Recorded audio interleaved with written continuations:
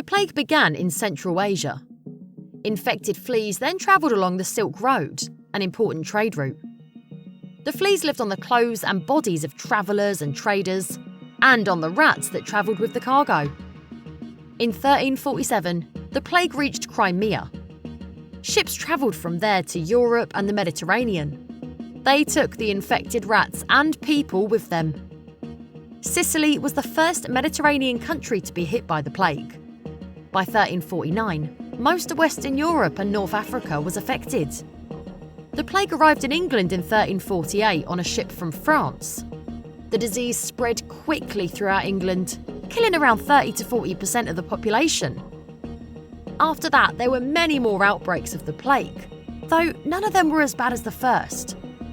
Large outbreaks happened in 1563, 1593, 1625 and 1665.